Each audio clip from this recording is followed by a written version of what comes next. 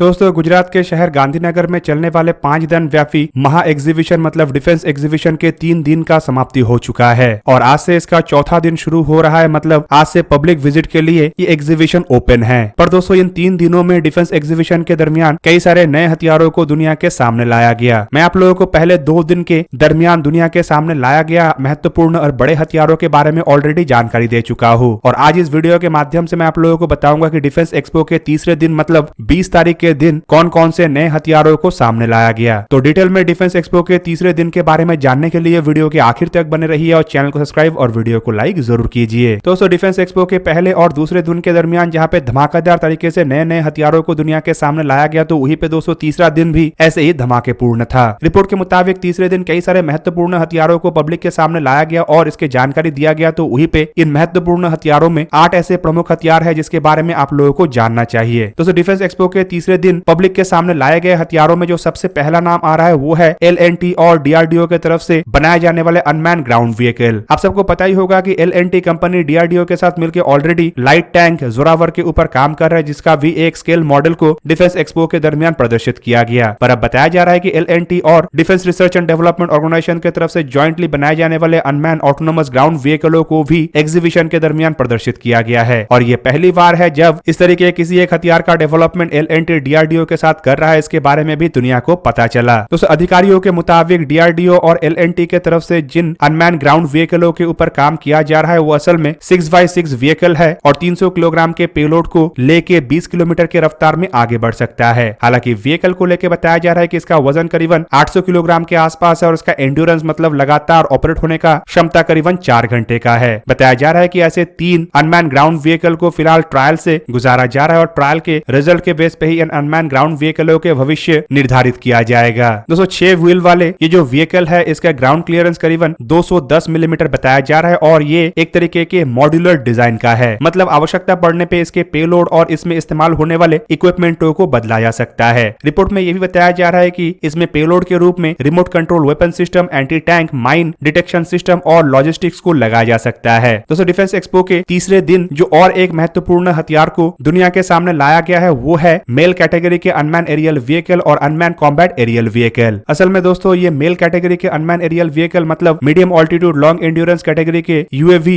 Defence PSU मतलब public sector undertaking ADE aeronautical development agency और Hindustan aeronautics limited की तरफ से शोकेस किया गया है। फिलहाल बताया जा रहा है कि इसके स्केल मॉडल ही एग्जीबिशन के दरमियान प्रदर्शित किया गया है जबकि इसके फिलहाल जो स्टेटस है वो है डिजाइन वैलिडेशन टेस्ट। मतलब इसके डिजाइन को फिलहाल टेस्ट किया जा रहा है और इसके बाद माना जा रहा है कि इसके फैब्रिकेशन स्टेज शुरू होगा मतलब प्रोटोटाइपों के निर्माण का काम शुरू होगा। मेल अनमैन एरियल व्हीकल को प्राइमरीली रिकॉनेसेंस सर्वेलेंस और कम्युनिकेशन रिले के लिए जहां पे बनाया जा रहा है तो वहीं पे इसके एक कॉम्बैट ड्रोन वेरिएंट भी होगा जो 6 हार्ड पॉइंटों से लैस होगा। दोस्तों बताया जा रहा है कि दोनों तरीके के ही अनमैन एरियल व्हीकल में 220 हॉर्स पावर के डीजल इंजन का इस्तेमाल किया जाएगा जो कि vehicle research and development establishment की तरफ से डिजाइन किया गया है। बताया यह भी जा रहा है कि इसमें प्राइवेट कंपनियों के भी कोलैबोरेशन को शामिल किया जाएगा। मेल अनमैन एरियल व्हीकल के जो स्केल मॉडल प्रदर्शित किया गया है उससे साफ पता चल रहा है कि इसमें एक ही इंजन का इस्तेमाल किया जाएगा और वो भी टर्बोप्रॉप इंजन का इस्तेमाल किया जाएगा जो कि पुश कॉन्फ़िगरेशन में मतलब पीछे से इन व्हीकलों को धकेल के आगे की तरफ लेगा। वहीं पे दोस्तों इसके जो कॉम्बैट व्हीकल है उसे लेके बताया जा रहा है कि कम से कम इसका वजन 2 टन के आसपास होगा और इसमें कई तरीके के टेक्नोलॉजीज तापस प्रोजेक्ट से इनहेरिट किया जाएगा जैसे कि इंजन, सेटकॉम मतलब सैटेलाइट कम्युनिकेशन, पेलोड सेक्शन और auto take off and landing system. हालांकि इसके अलावा यही बताया जा रहा है कि ये तापस अनमैन एरियल व्हीकल के मुकाबले में थोड़ा कम ऑल्टीट्यूड में ऑपरेट करने में सक्षम अनमैन एरियल व्हीकल होगा। दोस्तों एग्जीबिशन के दरमियान जो तीसरा महत्वपूर्ण हथियार तीसरे दिन में दुनिया के सामने लाया गया है वो है IMRH के वेपन सिस्टम इंटीग्रेटेड वेरिएंट। दोस्तों defence public sector undertaking Hindustan aeronautics limited की तरफ से डिफेंस एक्सपो 2022 के दरमियान IMRH मतलब इंडियन मल्टी रोल हेलीकॉप्टर के एक ऐसे मॉडल को पेश किया गया है जो हथियारों से लैस है। इस वजह से दोस्तों इसे IMRH weapon system integrated helicopter भी कहा जा रहा है और दोस्तों स्केल मॉडल को देख के आसानी से पता लग रहा है कि इसमें integrated sensors, weapon, electronic warfare suits को लगाया गया है। हालांकि दोस्तों इसके अलावा ये भी पता चल रहा है कि हेलीकॉप्टर में forward looking infrared day night optical camera, on board self defence system जिसमें कि रडार और missile warning system, IR jammer मतलब इंफ्रारेड जैमर, चैफ और फ्लेयर सिस्टम भी लगाया गया है। IMR के वेपन सिस्टम इंटीग्रेशन में 70 मिलीमीटर के रॉकेट पॉड और 2 एंटी टैंक गाइडेड मिसाइलों को दोनों तरफ लगाए हुए भी दिखाया गया है। दोस्तों यहाँ पे आप लोगों को जान के रखना चाहिए कि IMRH हेलीकॉप्टर के प्रोजेक्ट असल में इसीलिए आगे बढ़ाया जा रहा है ताकि इंडियन आर्म फोर्सेस में इस्तेमाल होने वाले MI-17 और MI-8 जैसे हेलीकॉप्टरों को रिप्लेस किया जा सके। ये 13 टन कैटेगरी का एक ऐसा हेलीकॉप्टर होगा प्रोजेक्ट क्लियरेंस के 84 मंथ मतलब 7 साल के अंदर तैयार कर लिया जाएगा। ये भी बताया जा रहा है कि इन हेलीकॉप्टरों को संभावित साल 2028 से MI-17 और MI-8 हेलीकॉप्टरों के रिप्लेसमेंट का भी जिम्मेदारी दिया जाए। ऐसा टोटल 3 प्रोटोटाइपों को निर्माण करने का इरादा बनाया जा रहा है, जबकि ये भी खबर है कि कॉम्बाइन ऐसे हेलीकॉप्टर को लेके 300 हेलीकॉप्टरों का ऑर्डर मिल सकता है, जो इंडियन आर्मी, नेवी और एयरफोर्स तीनों में ही इस्तेमाल होगा। दोस्तों लिस्ट का जो नेक्स्ट हथियार है वो है Shaurya light bulletproof vehicle. Basically दोस्तों इस लाइट बुलेट प्रूफ व्हीकल के निर्माण का काम मिश्र धातु निगम के तरफ से किया गया है और मिश्र धातु निगम के द्वारा ही इसे डिफेंस एक्सपो में प्रदर्शित किया गया है। दोस्तों ये एक तरीके के काउंटर इंसर्जेंसी ऑपरेशन के लिए ट्रूप्स कैरियर का काम करेगा। तो वहीं पे आपके जानकारी के लिए बता दूं कि ये जो व्हीकल है ये ड्राइवर के अलावा 7 पर्सन को कैरी कर सकेगा, वो भी फुल बैटल लोड के साथ, मतलब हथियारों के साथ। व्हीकल को बैलिस्टिक प्रोटेक्शन के साथ बनाया गया है और ये 7.62 मिलीमीटर के बुलेट्स को झेल सकता है। रिपोर्ट के मुताबिक व्हीकल के चारों तरफ और व्हीकल के ऊपरी हिस्से को भी बैलिस्टिक प्रोटेक्शन से लैस किया गया है और इस कारण ये जो व्हीकल है 7.62 बाई 39 मिलीमीटर के MSC और 7.62 बाई 39 मिलीमीटर के HSC एमुनिशंस को झेल सकता है। हालांकि इसके अलावा बताया ये भी जा रहा है कि 2X HE36 ग्रेनेड को भी ये झेलने में सक्षम है। शौर्य व्हीकल को लेकर बताया जा रहा है कि इसके पावर टू वेट रेशियो करीबन 42 से 45 BHP पर मेट्रिक टन होगा। तो वहीं पे इसके कॉम्पोजिट आर्मर वेरिएंट को लेके बताया जा रहा है कि इसके power to weight ratio 60 BHP पर मेट्रिक टन होगा। मिश्र धातु निगम लिमिटेड की तरफ से जानकारी दिया गया है कि ये जो व्हीकल है ये 100 किलोमीटर पर आवर के रफ्तार में सड़क के ऊपर जहां पे दौड़ सकता है, तो वहीं पे ये 360 डिग्री कैमरा से भी लैस हो सकता है। दोस्तों नेक्स्ट हथियार है देसी रोबोटिक्स बेलबॉट और ड्रोन आईरॉव। दोस्तों बेसिकली ये दो अलग अलग हथियार है, जिनमें एक है ग्राउंड रोबोट जिसे कि बेलबॉट नाम दिया गया है, जबकि दूसरा है अंडर वाटर ड्रोन जिसका नाम आईरॉव दिया गया है। बेलबॉट असल में DRDO के lab centre for artificial intelligence and robotic की तरफ से जहां पे बनाया गया है, तो वहीं पे आईरॉव प्राइवेट कंपनी इरॉफ टेक्नोलॉजीज की तरफ से निर्माण किया गया है, जो कि कोची स्थित एक कंपनी है। Centre for artificial intelligence and robotic की तरफ से बेलबॉट रोबोट को लेकर जो जानकारी दिया गया है उसके मुताबिक ये एक तरीके के ऐसे रोबोट है जिसका इस्तेमाल सर्वेलेंस, रिकॉनेसेंस, पेट्रोलिंग के लिए किया जा सकता है। इसके चैसिस, सेंसर्स और कंप्यूटर को स्पेसिफिक रिक्वायरमेंट के रूप में बनाया गया है और ये मॉड्यूलर डिजाइन का है। इसके पास काउंटर इंसर्जेंसी और काउंटर टेररिज्म ऑपरेशन में इस्तेमाल होने का क्षमता है, जबकि बताया ये भी जा रहा है कि ये जो रोबोट है ये आर्टिफिशियल इंटेलिजेंस टेक्नोलॉजी से लैस होगा। आईरॉव को लेकर बताया जा रहा है कि एक ऐसा कैमरा वाला ड्रोन है जो कि वीडियो फीड को पानी के नीचे से कैप्चर कर सकता है। इसका इस्तेमाल रेलवे ब्रिज, शिप के हल, डैमेज हुए पोर्ट और पोर्ट के स्ट्रक्चर को मॉनिटर करने के लिए किया जा सकेगा। दोस्तों दोनों ही प्रोडक्टों को आर्टिफिशियल इंटेलिजेंस से लैस और नेक्स्ट जनरेशन के रोबोटिक्स प्रोडक्ट के रूप में देखा जा रहा है और इसे लेकर डिफेंस एक्सपो के अंदर काफी अधिक आकर्षण भी था। दोस्तों लिस्ट का नेक्स्ट हथियार है very short range surface to air missile. दोस्तों अदानी डिफेंस के CEO आशीष राजवंशी की तरफ से हाल ही में जानकारी दिया गया है कि इंडिजिनियसली डिजाइन और डेवलप किया हुआ very short range air defence system, जो कि defence research and development organisation और अदानी ग्रुप के तरफ से DCPP मतलब डेवलपमेंट कम प्रोडक्शन पार्टनर के रूप में बनाया जा रहा है, वो आने वाले 1 साल के अंदर प्रोडक्शन वेरिएंट के रूप में तैयार हो जाएगा। मतलब दोस्तों इन मिसाइलों के प्रोडक्शन संभावित 1 साल के बाद शुरू हो सकता है। दोस्तों very short range surface to air missile का हाल ही में ही एक टेस्ट किया गया था और बताया जा रहा है कि इसके जो प्रोडक्शन वेरिएंट होगा ये इससे भी अधिक एनहांस होगा। दोस्तों यहाँ पे आप लोगों को जान के रखना चाहिए कि DCPP मतलब डेवलपमेंट कम प्रोडक्शन पार्टनर एक ऐसा मॉडल है जिसके अंतर्गत defence research and development organisation की तरफ से प्रोडक्ट के डिजाइन और उसके ड्राइंग के साथ साथ टेक्निकल स्पेसिफिकेशन को प्राइवेट कंपनी के साथ शेयर किया जा रहा है, जबकि इसके बाद इसके प्रोटोटाइपिंग, प्रोटोटाइप के ट्रायल और टेस्ट, उसके बाद प्रोटोटाइप के ट्रायल के रिजल्ट के बेस पे इसके कमर्शियल प्रोडक्शन का काम शुरू होगा। Very short range surface to air missile को लेकर जो जानकारी अब तक पब्लिक है उसके मुताबिक ये जो मिसाइल है ये 2000 मिलीमीटर लंबा और 90 मिलीमीटर के डायमीटर के साथ 20.5 किलोग्राम का है।